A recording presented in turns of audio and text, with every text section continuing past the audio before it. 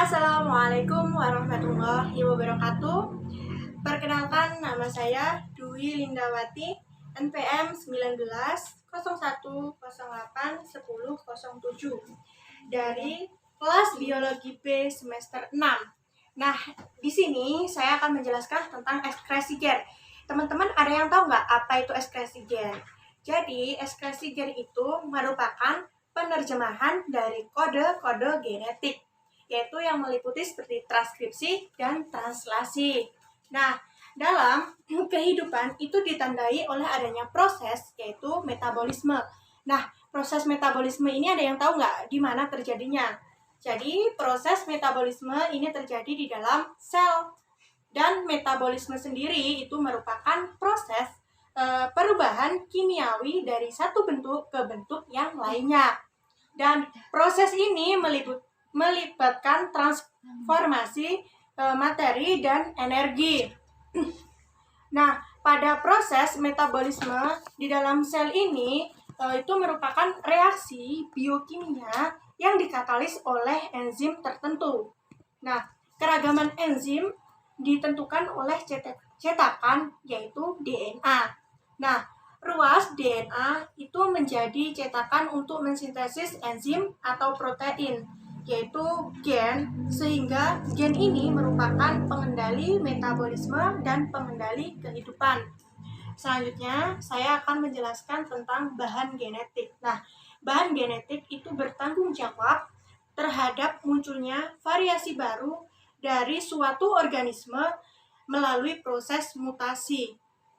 Nah, kemudian perubahan komposisi kimia DNA itu dapat mengubah proses transkripsi dan translasi yang akhirnya itu mengubah protein yang disintesis dan mengubah proses yaitu metabolisme di dalam sel, sehingga organisme yang mengakibatkan perubahan itu menampakkan organismenya. Selanjutnya pada mutasi. Nah, mutasi itu berada di dalam sel, yaitu sel gamet. Nah, sel gamet ini nantinya akan diteruskan ke generasi berikutnya. Nah, selanjutnya adapun pada kromosom. Nah, kromosom itu di dalamnya terdapat DNA. Nah, DNA itu terdiri dari untaian panjang. Di sepanjang untaian DNA itu terdapat gen.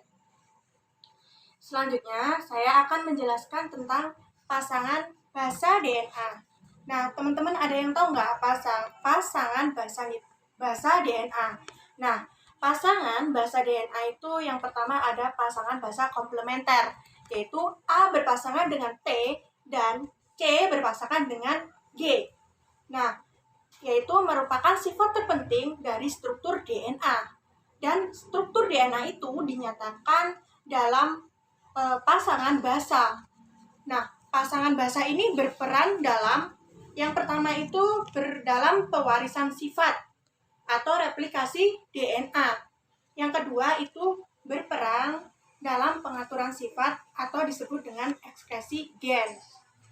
Nah, selanjutnya pada sifat bahan genetik. Nah, teman-teman ada yang tahu nggak sifat bahan genetik itu ada berapa? Jadi, sifat bahan genetik itu ada 4. Yang pertama itu ada pengendalian diri atau replikasi. Yang kedua itu sebagai penyimpan informasi genetik. Dan yang ketiga itu dapat mengekspresi informasi yang dikandungnya. Nah, yang keempat itu dapat bervariasi melalui mutasi. Selanjutnya replikasi. Nah, dalam replikasi itu ada penggandaan atau disebut dengan replikasi bahan genetik, yang merupakan tahapan yang sangat penting dalam pembelahan sel. Nah, setelah bahan genetik di dalam sel somatik atau sel tubuh ini menggandakan diri, maka bahan genetik sel tubuh akan menggandakan diri dan bahan genetik ini memisah sama rata ke sel-sel anaknya selama proses mitosis. Nah, selama pembentukan sel gamet, bahan genetik itu mengalami replikasi. Nah, sebelum memisah ke sel-sel anaknya. Nah, hanya saja sel anak itu mengandung bahan genetik setelah dari sel tuanya. Nah, proses ini disebut dengan apa? Teman-teman ada yang tahu nggak proses ini disebut dengan apa? Yaitu disebut dengan meiosis. Saya akan menjelaskan tentang tahap replikasi DNA. Nah, tahap replikasi DNA itu ada 4. Nih. Yang pertama itu ada tahap pertumbuhan awal sel. Yang kedua itu ada tahap replikasi kromosom atau DNA. Yang ketiga itu ada tahap pertumbuhan sel. Dan yang keempat atau yang terakhir itu ada tahap pembelahan sel. Nah, tahap pembelahan sel ini itu meliputi yang pertama ada profase, metafase, anafase, telofase. Nah, kromosomnya itu terlihat jelas pada tahap apa? Ada yang tahu nggak? Nah, kromosom terlihat jelas itu pada tahap metafase. Sedangkan pada tahap anafase, kromosom itu tidak terlihat jelas. Karena apa? Ada yang tahu nggak? Nah, karena kromosom itu sudah dibagi menjadi 2. Selanjutnya ada pasangan basa DNA. Nah, pasangan basa DNA itu ada komplementer, yaitu A berpasangan dengan T dan C berpasangan dengan G, yang merupakan sifat terpanjang dari struktur, yaitu struktur DNA. Nah, struktur DNA itu dinyatakan dalam pasangan basa. Nah, pasangan basa ini berperan penting dalam yang pertama itu dalam pewarisan sifat atau disebut dengan replikasi DNA. Yang kedua dalam pengaturan sifat atau disebut dengan ekspresi gen. Nah, adapun sifat dari bahan genetik yaitu yang pertama dapat menggandakan diri atau replikasi. Yang kedua itu sebagai penyimpan informasi genetik. Yang ketiga itu dapat mengekspresi informasi yang dikandungnya. Dan yang keempat itu dapat bervariasi melalui mutasi. Selanjutnya saya akan menjelaskan model replikasi DNA. Nah, dalam model replikasi DNA itu ada replikasi konservatif. Jadi, replikasi konservatif itu rantai polinukleotida induknya itu tidak membuka, dan kedua rantai polinukleotida yang terbentuk itu terdiri atas rantai polinukleotida baru. Selanjutnya ada replikasi dispersif. Nah, jadi dalam replikasi dispersif, kedua rantai polinukleotida induk itu terputus-putus dan berfungsi sebagai cetakan. Selanjutnya ada replikasi semi konservatif. Jadi dalam replikasi semi konservatif, setiap molekul DNA anak pada satu untai DNA atau parental lama itu dipertahankan untuk berpasangan. Jadi dipertahankan untuk berpasangan ya, dengan satu untai yang baru yang disintesis. Nah, model replikasi DNA itu yang paling banyak digunakan itu adalah model replikasi semi konservatif. Nah, selanjutnya saya akan menjelaskan tentang mekanisme replikasi DNA. Yaitu yang pertama ada inisiasi. Nah, inisiasi ini merupakan replikasi diawali ketika protein spesifik mengenali dan berikatan dengan terlipat khusus di sebuah kromosom yang disebut sebagai sumber replikasi. Selanjutnya ada pengolahan. Nah, dalam pengolahan, replikasi itu berjalan pada struktur yang disebut dengan garpu replikasi. Baik, selanjutnya saya akan membahas tentang tipe-tipe dan fungsi RNA. Nah, teman-teman ada yang tahu nggak tipe-tipe dan fungsi RNA itu ada apa saja?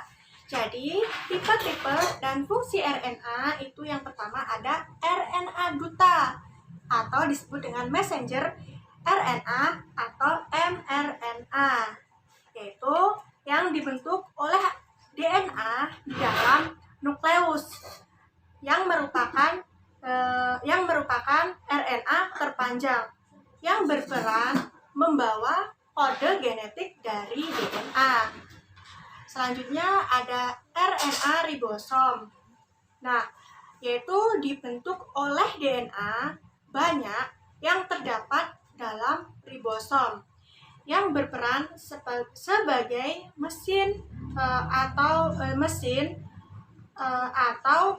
rakit asam amino pada sintesis protein dan bergerak dalam satu arah. Selanjutnya ada RNA transfer. Nah, RNA transfer ini dibentuk oleh DNA. Nah, yang berada di sitoplasma yang merupakan RNA terpendek. Nah, yang berperan untuk menerjemahkan kodon dari mRNA dan mengangkut asam amino yang sesuai dengan mRNA. Nah, dari sitoplasma ke ribosom untuk disusun menjadi protein. Pada video di atas itu membahas tentang sintesis protein. Dan pada awal video itu ditunjukkan gambar yaitu sel, kemudian inti sel atau nukleus, yang mana itu merupakan tempat terjadinya transkripsi. Nah, di inti sel itu juga terdapat banyak sekali kromosom, di mana di dalamnya itu ada untai DNA yang berpilin atau berikatan dengan protein, yaitu protein histon. Nah, di dalam DNA ada gen protein dengan cara ditranskripsikan dahulu menggunakan atau dibantu oleh enzim, yaitu RNA polimerase. Nah, karena masih berpilin, maka dipisahkan dahulu rantai DNA-nya. Kemudian terlihat enzim, yaitu RNA polimerase untuk mensintesis RNA. Lalu terlihat untai-untai yang disebut dengan RNAD, yaitu yang merupakan produk akhir dari transkripsi. Nah, RNAD inilah yang akan dikode dalam DNA. Sebelum RNAD atau mRNA meninggalkan nukleus, itu menuju ke ribosom. Dia itu dipotong terlebih dahulu agar terjadinya yaitu mutasi atau kesalahan dalam pengkodean genetik. Nah, setelah dipotong, RNAD itu keluar dari nukleus, yaitu menuju ribosom. Nah, RNAD itu menempel di ribosom di tengah-tengah, lalu itu ada sinyal yang memberikan informasi ke tRNA. Nah, ketika di ribosom, tRNA itu melekat, yaitu pertama kali di situs A atau kanan. Nah, yaitu pintu masuk. Di bagian atas tRNA itu terdapat bulatan kecil yang disebut dengan asam amino. Nah, ketika masuk situs A, yang dilakukan tRNA adalah dengan mengkode basa-basa nitrogen atau kode-kode genetik. Nah, yang ada di RNAD. Sedangkan pada situs P atau di tengah, itu di atasnya ada kumpulan, yaitu kumpulan ikatan-ikatan asam amino. Selanjutnya, ketika asam amino 1 muncul ke situs A, asam amino yang ada di situs B itu berpindah mengambil asam amino yang baru, sehingga RNAT yang ada di situs P itu tidak ada asam amino lagi.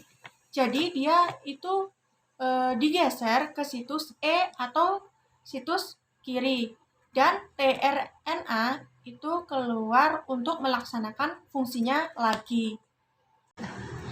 Sekian penjelasan dari saya, kurang dan lebihnya saya mohon maaf. Saya akhiri, wabillahi taufiq wal hidayah. Wassalamualaikum warahmatullahi wabarakatuh.